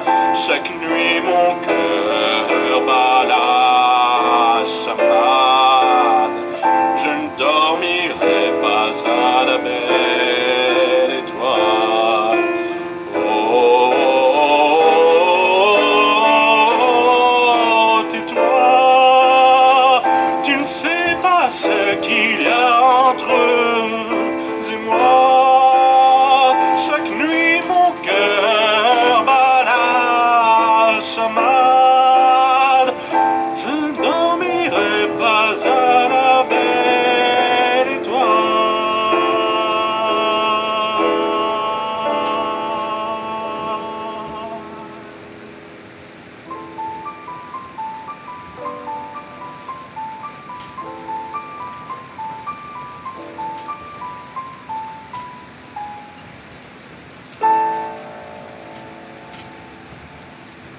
À la suite de cette composition, Abduction, Yann, vous me disiez que vous avez eu pas mal de gens qui vous ont appelé, qui ont entendu le titre, bien sûr, Beaucoup. ou en concert, ou ailleurs. Oui, je recevais même des appels sur Messenger à 3h du matin dans le mois qui a suivi. Qu'est-ce que vous disiez, ces gens qu'ils avaient vécu? Alors d'abord, ils voulaient savoir ce que j'avais vécu. Parce qu'ils Oui, étaient intrigués par le texte, parce que comme je n'en parlais pas officiellement, Oui, oui. ils se disaient c'est pas normal quelqu'un qui parle de ce sujet comme ça. Bon. Donc souvent c'était ça. Et puis après ils parlaient d'eux. Oui, d'accord. Ils ont vécu Et des choses aussi. ce clip, bon, pendant longtemps était resté peut-être à 20 000, 25 000 vues. Et puis c'est vrai que l'actualité, tout ce qui se passe depuis quelques temps, là peut-être que le clip est à 40 000 vues actuellement sur YouTube. C'est ça, oui, il y a comme une ouverture chez les gens par rapport à tout ça. Puis ils se posent la question de ce que vous avez vécu, bien sûr, si vous faites une chanson de ce type-là. Elle a été utilisée, la chanson, par Nicolas Dumont, le psychologue clinicien, qui a été cofondateur de l'association Séro France avec Myriam Benmir. Elle a été utilisée dans le cadre de groupes de parole, cette chanson. Et ensuite, il m'avait demandé mon autorisation pour mettre le texte dans son ouvrage Clinique des abductions, qui est sorti en 2021 d'ailleurs. Ah oui, d'accord. Vous avez parlé aussi dans peut-être un reportage que j'ai vu de vous, d'un philosophe, Thibaut Grèce. Oui, c'était Thibaut Grèce que j'avais cité à plusieurs reprises, parce qu'on n'a quasiment pas de philosophe en dehors de lui qui étudie vraiment la question de l'altérité dans ce qu'elle a de plus absolu. L'altérité, ça fait partie de mon travail en tant qu'artiste. Il y a cette musique altérité qu'on a diffusée en début d'émission. J'ai toujours été sensible à l'autre. Qui est l'autre? Voilà, oui, d'accord. Et lui, il a travaillé. Et lui, il travaille là-dessus. Son intelligence extraterrestre. Oui, c'est ça. Et sur la façon dont on envisage des intelligences non humaines. Et il fait un travail remarquable. Il donne des conférences là-dessus. Tout en rappelant, c'est ça qui est intéressant dans son approche, c'est qu'il rappelle que nos sociétés en elles-mêmes, de toute façon, ne sont pas au point d'en le vivre ensemble. Oui. Il y a un peu une longueur d'avance avec peut-être l'Europe, parce qu'il y a eu la Seconde Guerre mondiale, et donc, mais on n'est pas au point. On est encore dans une société Là, quand on voit toutes ces guerres, hein, quand Bon, même. oui, non seulement les guerres, mais bon, quelqu'un qui dirait qu'il est séropos, même s'il a un bon traitement, qu'il vit bien et tout, qui dirait ça dans une entreprise, je suis pas sûr qu'on n'emmerderait pas. Ah oui, peut-être, c'est vrai. Voilà. Oui, bah, écoutez, Donc si on n'est pas l'humanité... capable, d'ailleurs ça a été l'un des problèmes de la communauté ufologique, souvent qui a été considéré comme... moi j'ai des amis qui ont dit mais t'as pas peur d'aller là-bas, il y en a qui pensaient que c'était un club de blancs d'extrême droite. Hein. Ah Ça, oui, d'accord. vraiment, Oui, c'était oui, une oui. réputation Et qui avait été faite. tout doit être possible, hein, de toute façon. Tout est possible, mais Faut il se y a méfier. des Ouais. gens qui s'intéressent aux aliens, mais pas à Mouloud le voisin. Donc c'est vrai que Oui, c'est oui, très, oui. très, très, C'est vrai. très curieux. Alors, c'est vrai que notre humanité est partie sur des choses technologiques absolument dingues Oui. depuis 50 ans. Enfin, moi, j'ai Ah connu... bah il y a une Je suis accélération plus âgée que vous, impressionnante. j'ai connu une accélération incroyable en 50, 60 ans. Et ça continue, quoi. C'est fulgurant. Et On on se oublie rend même compte... qu'on n'a pas eu des portables. Oui, Hein. c'est vrai. On a nos portables maintenant, mais Et on se on demande oublie comment... Oui. qu'on ne les a pas eu. Incroyable. Oui, c'est vrai, c'est fou. Et ça, et le portable, tout ce que là dont on parle, l'accélération technologique, il y a le fameux colonel Corso qui avait sous-entendu que c'était un héritage Ah oui, de technologie alien. oui, Voilà. tout à fait. Et pendant longtemps, ça a été vu comme quelque chose de pensée underground, de pensée un peu excessive. Maintenant, on se dit peut-être que le colonel Corso n'avait peut-être pas tout à fait Et tort. tout à fait, parce qu'il y aurait quand même, et vous le pensez aussi, qu'il y aurait eu des crashs, des crashs Oui, des crashs, il y en a eu un peu partout. Il n'y en a pas eu qu'aux États-Unis, il y en a eu au Kazakhstan, il y en a eu en Afghanistan. Oui. Et la particularité, alors à part peut-être pour la Russie, la zone proche d'influence russe, soviétique, pardon, enfin russe même encore maintenant, les États-Unis avaient accès à... Il y avait un programme spécial, je crois qu'il y a le mot blue dedans, il y avait un programme spécial pour accéder à des engins, les récupérer, quelle que soit la zone. Ah bon. C'est-à-dire même une zone hostile aux États-Unis. Il y avait un programme spécial pour récupérer l'engin. D'accord. Donc on peut penser, enfin vous le savez sûrement, il y a donc des engins qui ont été récupérés, Oui. qui sont donc entiers ou en morceaux. Et qui sont en train d'être étudiés. Qui sont en train d'être étudiés. Oui, tout à fait. Donc on peut penser, oui, peut-être comme c'était depuis sans doute des années, on pense toujours à la zone 51, etc. Oui, mais la zone 51, c'est une zone parmi d'autres. C'est une zone parmi d'autres. Et puis ce qu'ils ont trouvé est quand même assez remis en question, Oui. Hein, je crois. Il y a pas mal de canulars là-dessus, on n'est pas sûr, mais des engins à récupérer, il y en a. Il y en a eu. Et ils travaillent dessus, bien sûr, ils apprennent Et à savoir ce que c'est. Et ils travaillent dessus. Et là, c'est là qu'on rentre. Tout à l'heure, je disais que l'ufologie a un côté ennuyeux. On entre là dans aussi une dimension politique. Pourquoi certaines personnes du Congrès veulent avoir des explications? C'est parce qu'il y a cette idée que de l'argent public aurait financé de la recherche sur des objets récupérés. Ouais. Mais de l'argent public sans l'aval des contribuables américains. Oui, bien sûr. Donc tout ça est très compliqué et tout est caché, tout se fait derrière. Bon, un peu moins peut-être maintenant, mais... Un peu moins parce qu'il y a... Grush a pu en sortir un peu. Il y a Grush, ouais. et puis bon, il y a 2 jours, donc on a Anna Paulina, Anna Paulina Luna, donc qui fait partie du gouvernement Trump, c'est une femme jeune, et qui a fait un discours historique il y a 2 jours pour annoncer l'ouverture d'un comité de déclassification des dossiers sur la mort de Kennedy, sur la mort de Martin Luther King, l'accès aux dossiers concernant les victimes et les coupables autour de l'affaire Epstein, et enfin déclassifier des dossiers sur les objets volants non identifiés et les objets sous-marins non identifiés. Elle a bien précisé les deux. Et elle a dit, toujours aux questions que lui posaient les journalistes à la Maison Blanche, elle a dit, je pense que c'était pas la Maison Blanche, je ne sais plus où c'était. En tout cas, elle a dit, nous voulons maintenant, nous savons que nous ne sommes pas seuls et nous voulons maintenant collecter les preuves pour ça. D'accord, donc là c'est assez clair. C'est quand même assez clair. Oui. Donc Trump est au-dessus de tout ça et il serait d'accord. Trump, pas spécialement. Il s'en mêle pas vraiment, mais il laisse faire. Oui. Il laisse faire. sphère. Vous pensez que les dirigeants de grands pays connaissent des choses quand même si c'est pas... Oui, encore une fois, je divulgué. pense qu'il y a cette idée. De toute façon, quand on parle des crashs, par exemple, la plupart des pays du monde ont laissé la patate chaude aux États-Unis. Hein. C'était quand même, et encore maintenant, ça reste la grosse puissance militaro-industrielle. Oui. Voilà, c'est clair, leur budget est vraiment énorme. Donc ils ont trouvé des engins, bon, on peut le penser, mais est-ce qu'ils ont trouvé aussi des corps? Oui, hein? c'est ce que disait sous serment Lou Elizondo devant la républicaine Nancy Mace lors des auditions du 13 novembre dernier. Oui. Donc il y a des corps d'aliens, enfin oui. extraterrestres qui ont été retrouvés. Supposément des corps en tout cas de personnes qui ne sont pas dites humaines, pas au sens où l'on entend. D'accord. Donc tout ça maintenant est divulgué. Tout ça est divulgué et c'est à notre responsabilité, à nous, collective, d'accepter ce que disent ces gens-là. Et le problème, c'est les gens disent oui, mais on veut les preuves, on veut les preuves. Bon, alors, souvent, ce sont souvent des gens derrière leur ordi qui attendent de la preuve et puis après ils l'auront, ils vont passer à autre chose, ils vont regarder la télé. Donc c'est pas forcément, je ne me battrai pas pour convaincre ce genre de personnes, mais effectivement, il y a un problème aussi avec les preuves parce qu'on touche à des enjeux de sécurité nationale.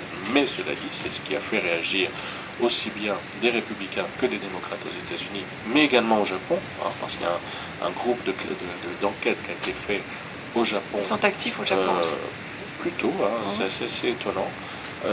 En tout cas, on ne les avait pas vus venir, mais ils sont beaucoup plus actifs qu'on pouvait le penser. Et que disent ces personnalités politiques mais oui, voilà, qu'il faut considérer ce sujet sérieusement et qu'il faut que les sociétés qui avaient récupéré des engins et qui ont fait des programmes qui ont été financés par les deniers publics rendent le matériel. Et c'est là que des gérants de sociétés sont au vent debout, il y a notamment la société Lockheed Martin, ils sont au vent debout au nom de la libre entreprise aux États-Unis. Et que l'idée que le fédéral récupère du matériel, ça leur est insupportable. Donc, de toute façon, il y a des preuves ici et là qui se baladent. Est-ce que nous aurons l'humilité de reconnaître que c'est des preuves? Là, c'est tout l'enjeu. Oui, c'est ça. Alors après, on est dans un enjeu très humain par rapport à tout ça, comme souvent. Oui. Donc c'est assez dommage parce que tout le monde devrait pouvoir être ça concerne tout le monde. Tout ça, ça concerne tout le monde. C'est notre humanité, mais il y a des gens qui n'ont pas intérêt. Il y a ce qu'on appelle les mandarins, les patriarches, les matriarches, les gens spécialistes de l'emprise, les gens qui veulent vendre un modèle de société qui, grosso modo, c'est quoi? C'est le métro, boulot, dodo. Ils n'ont peut-être pas envie que des gens se disent qu'il y a d'autres possibilités aussi. On le voit déjà quand on propose d'autres possibilités plus terre à terre, comment certains idéologues sont vent debout. Donc il faut prendre tout ça en compte. Je rappelle quand même, moi j'étais étudiant en géographie, option aménagement du territoire. J'ai fait mes études, donc c'était à Angers. Et à l'époque, donc c'était en 2000, on parlait des changements climatiques. Déjà, oui. Attention, on en parlait dans ma fac, mais dès que je quittais la fac, on parlait de changement climatique ou de réchauffement climatique autour. Les gens ne captaient pas. Ça n'intéressait pas. C'est parce que depuis 5-6 ans, on voit vraiment des changements à l'œuvre. Que des gens s'y intéressent, qu'on a des mouvements comme les mouvements de collapsologie, qu'on a des gens qui développent maintenant ce qu'on appelle une éco-anxiété, c'était un terme qui n'existait pas avant, éco-anxiété. Donc on a... il faut toujours que les choses arrivent. Il faut voir dans les années 70 René Dumont sur un plateau, donc l'écologiste René Dumont, comment les autres se rigolent de lui. Voilà. J'ai connu René Dumont. René Dumont, les gens rigolent de lui. C'est vrai. Et il rigole. Et il parlait d'écologie. Et il annonçait déjà la difficulté de la raréfaction des ressources, les ravages. Et on parle de ça il y a 50 ans, regarde. Exactement. Je l'ai connu et j'ai milité pour lui. Donc l'impact des activités humaines sur le climat, attention, qui n'est pas que responsable à elle tout seul, parce que ça serait de la vanité, mais responsable d'effets, enfin qui a des effets sur le climat, il en parlait René Dumont. Mais les gens rigolaient à l'époque. Oui, c'est vrai. Voilà. Ah oui, mais c'est vrai, il y a toujours des précurseurs, des gens, des lanceurs d'alerte. Il faut tenir compte de tous ces gens-là, c'est sûr. Vous avez encore, on avait prévu des titres à écouter, on va peut-être pas tout écouter. PVC, c'est un duo. PCV. Oh, PVC, Pas de pardon. problème. PCV. Et pourtant, c'est quelque chose que je ne devrais pas oublier parce qu'en PCV, j'appelais souvent mes parents PCV. Donc vous avez écrit un duo Avec avec Charlotte. Charlotte. Alors c'est Grenat. Charlotte qui l'a écrit. Oui. Et justement, chantez tous les deux. on chante tous les deux parce qu'on a ce spectacle, Les gens qu'on aime. On va faire la première le 8 mars. Elle chante à mes côtés sur 2-3 chansons quand elle chante à droite à gauche. On s'entend beaucoup. Elle a été parolière pour Serge Reggiani, Gilbert Montagnier. Elle a des textes très beaux. Elle a une écriture folk qui est particulière. Et c'est une personne qui est extrêmement sensible à l'univers qui nous entoure. Notamment sensible aux questions de vie après la mort. Vous nous parlerez de votre actualité Oui. après, de vos Elle concerts. connaît Sonia Barcala, qui Ah oui, est oui, bien sûr, celle qui a fait le colloque, qui a créé Exactement. le colloque. Oui. Et donc, Charlotte Elle est venue suit, aussi, Sonia, d'ailleurs. Charlotte Grenat suit l'actualité UAP. Et elle avait cette chanson qui était dans les tiroirs. Et on m'a dit, mais tu sais, Yann, c'est peut-être le moment de la sortir, cette chanson-là. C'est chouette. Et cette chanson, le texte est un texte philosophique. Ce n'est pas caricatural, ce n'est pas moqueur, ce n'est pas... Et pourquoi PCV? Oui, c'est justement un clin d'œil. Voilà, j'appelle en PCV Oui, pour sortir de la planète Terre et d'essayer d'avoir un contact. D'avoir un contact. Oui, d'accord. Alors on écoute Charlotte Grenat et Yann Alexander.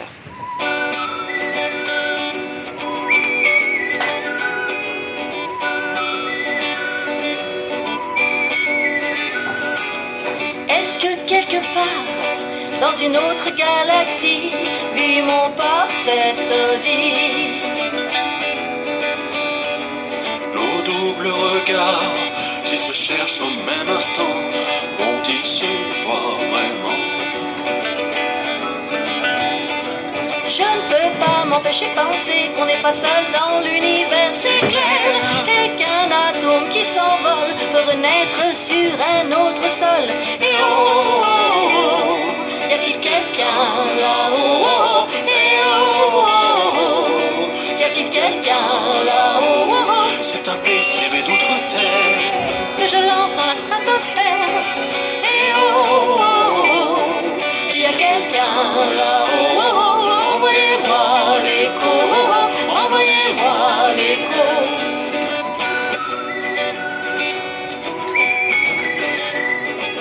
Je veux pas faire d'histoire, mais y a des trucs qui s'allument quand je ulule à la lune. Debout dans le noir, c'est comme un signal, je me sens attiré par un aimant. Je ne peux pas m'empêcher de penser qu'elle a tout l'air d'une montgolfière. La terre, larguée, la mare, on décolle juste après mon coup de téléphone. Et oh, oh, oh, oh, y a-t-il quelqu'un là-haut? Oh, oh, et oh, oh, oh, y a-t-il quelqu'un là-haut? Oh, oh, C'est un PCV d'outre-terre que je lance dans la stratosphère. Et oh, oh, oh, oh, s'il y a quelqu'un là-haut, oh, oh, envoyez-moi l'écho, oh, oh, envoyez-moi l'écho.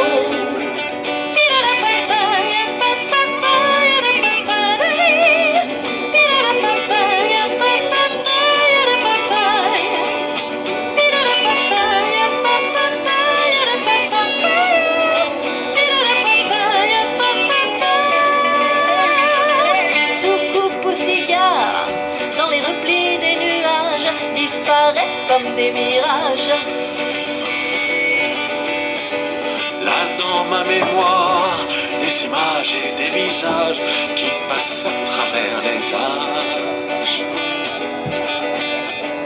Je ne peux pas m'empêcher de penser qu'elle a des sols qui tournent en l'air. La terre, les yeux fermés, pas d'erreur. À l'autre bout, j'entends chanter des chœurs. Et oh, oh, oh, oh, y a-t-il quelqu'un là-haut? Oh, oh, et oh, oh, oh, y a-t-il quelqu'un là-haut? Oh, oh, C'est un PCV d'outre-terre que je lance dans la stratosphère. Et oh, oh, oh, s'il y a quelqu'un là-haut, oh, oh, envoyez-moi l'écho, oh, oh, envoyez-moi l'écho. Et oh, oh, oh, s'il y a quelqu'un là-haut, oh, oh, envoyez-moi l'écho, oh, oh, envoyez-moi l'écho, envoyez-moi l'écho, envoyez-moi l'écho.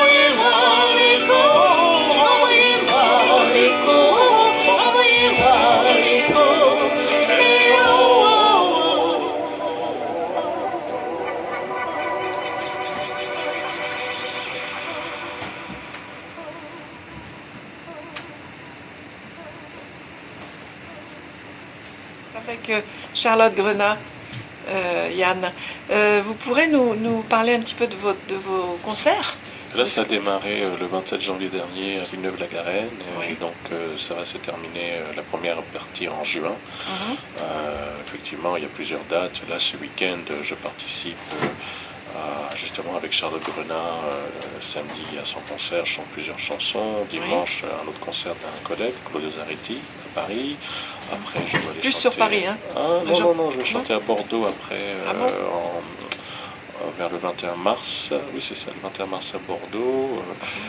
Je chante encore à Paris le 8 mars, à Paris le 28 mars, le 5 avril. Ah oui, Et d'accord. puis à la Charité-sur-Loire, en Bourgogne, le 25 avril, à Triel-sur-Seine en mai. Vous bougez un petit peu alors oui, en bien France. sûr, à En Massy. Afrique aussi? Alors vous allez Alors, chanter en Afrique? j'espère aller au Gabon en juin ou en septembre. Voilà. Vous êtes de papa gabonais? Oui, né à Libreville, oui, tout à Oui, fait. c'est ça. J'ai Vous y allez régulièrement? Non, Non. j'ai pas mis les pieds depuis plus de 20 ans, donc je vais Ah, quand même y dommage. aller voir comment Ce serait c'est. bien. Oui. Alors Le là, vous aurez- contexte a changé électoralement parlant, donc c'est un peu plus sûr maintenant. Ah bon? Voilà, il y avait pas mal de tensions, donc là, le moment est approprié pour y aller Mais vous maintenant. pouvez aller chanter là-bas quand même, il n'y a pas de problème. Il y a des possibilités, mais là, je pense que dans un premier temps, c'est plutôt de faire un peu ce qu'on appelle la tournée des médias. Mhm. Il y a plusieurs médias qui sont intéressés, faire peut-être des lives dans des radios, Oui, c'est ça. chanter dans des radios, des télés. D'accord. Mais c'est prévu, oui, c'est Mhm. prévu. Est-ce que vous associez ça à peut-être pas des conférences, mais des conférences de presse ou des rencontres avec des journalistes pour parler OVNI éventuellement? Est-ce Ce que serait ça peut- l'idéal. Ce serait l'idéal, Ce oui. serait l'idéal. En dehors, hein, c'est deux choses séparées. Oui, hein. oui, c'est séparé. Voilà, vrai. c'est deux choses séparées. Mhm. Ce serait Mais possible. oui, ce serait possible. Vous avez fait une exposition, là, on n'en a pas parlé tout à l'heure. Oui, l'exposition des ovnis en Afrique, ça avait commencé en juillet dernier Oui. à la galerie Écomusée à Barbès. Mhm. Ça a eu beaucoup de succès. On a eu le soutien tacite parce que c'était reconnu par l'agenda de la ville de Paris. Mhm. Pareil, pas mal de médias généralistes en ont parlé. Paris Match avait fait une très belle interview. Très Je belle sais que interview. Jacques Vallée est venu. Jacques Vallée m'a fait la surprise de venir. Il avait Oui. mon bouquin en version anglaise, parce que mon bouquin avait été traduit en anglais par ma sœur. Et je le vois arriver Oui, avec c'est le sympa. bouquin. Oui, Et il avait vraiment... ça c'est la personnalité. je lui ai dédicacé, incontournable. on a cette photo avec Jacques Vallée, moi et Stéphane Baron, un spécialiste des données, Mhm. Et à la qu'est-ce- galerie. Oui, c'est extraordinaire. J'ai Et vu cette photo. Oui. Et c'était- qu'est-ce qui était montré dans cette exposition? Alors, il était montré des œuvres d'art d'abord, en lien avec le sujet, dont des œuvres d'art de Marie-Angélique Tuillier, de Frances Vigne, de Anne-Cécile Makosso-Akaningé, ma mère, Mhm.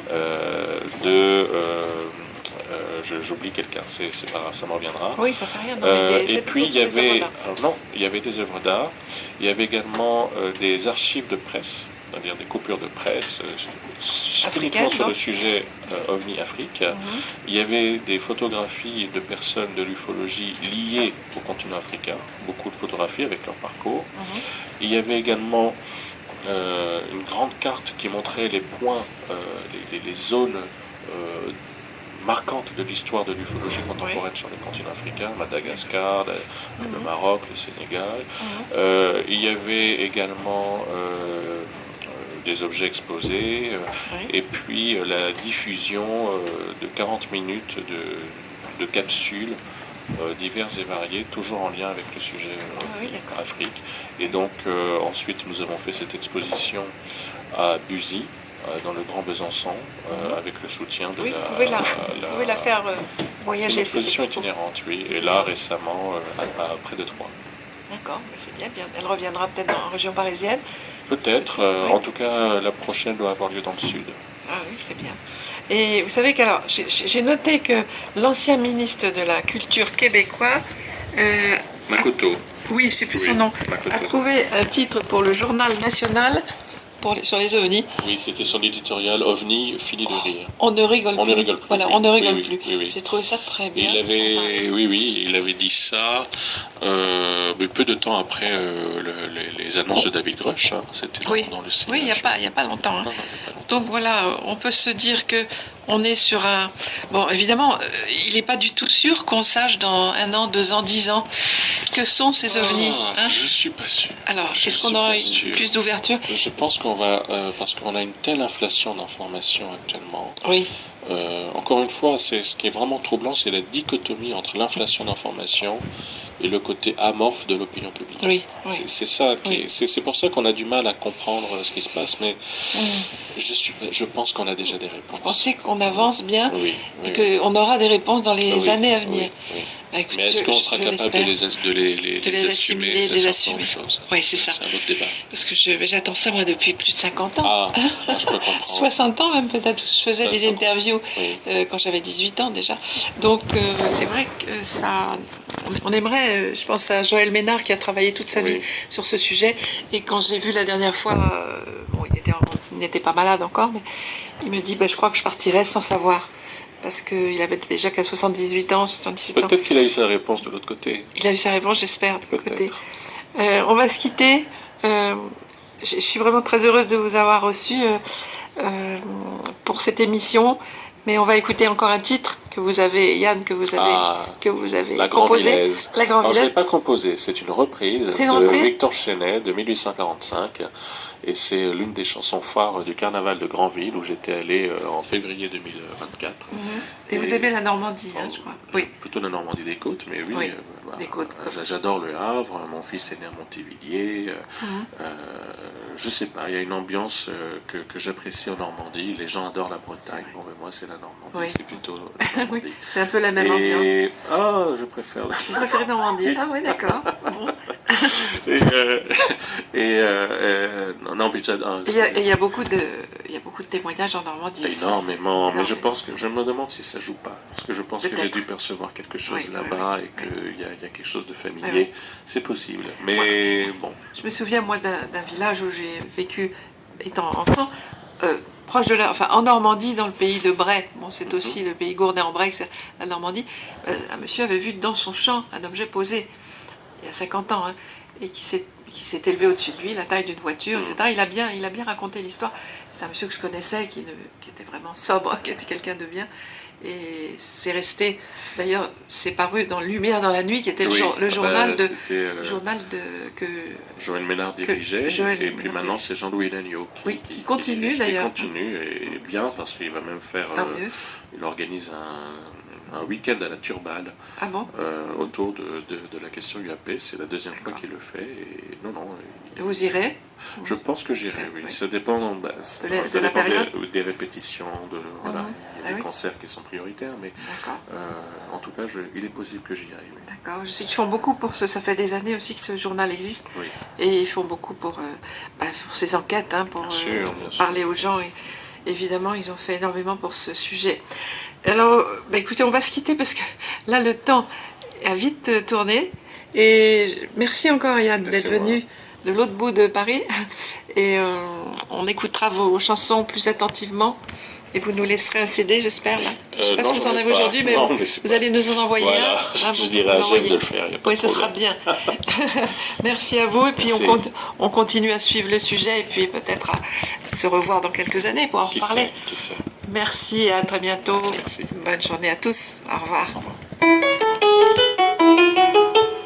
En regardant sa blanche bavolette et ses grands yeux au fond d'un capot noir, dirait-on pas un lutin qui vous guette lorsque rieuse elle passe le soir? La reine envirait son corsage, la rose jalouse son teint, et le rossignol au bocage imite son joyeux refrain.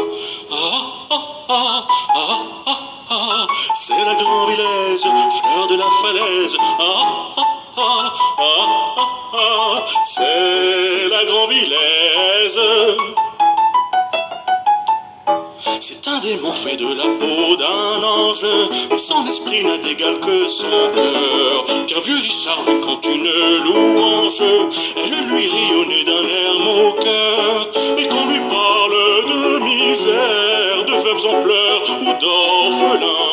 Son rire se change en prière, aux pauvres elle donne son pain. C'est la Grand-Villaise, fleur de la falaise. C'est la Grand-Villaise.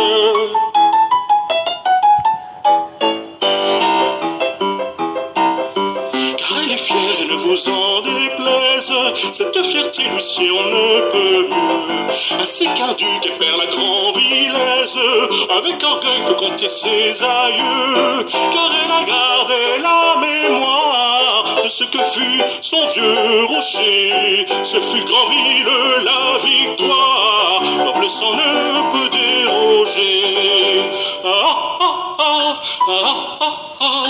C'est la Grandvillaise, fleur de la falaise. C'est la Grandvillaise.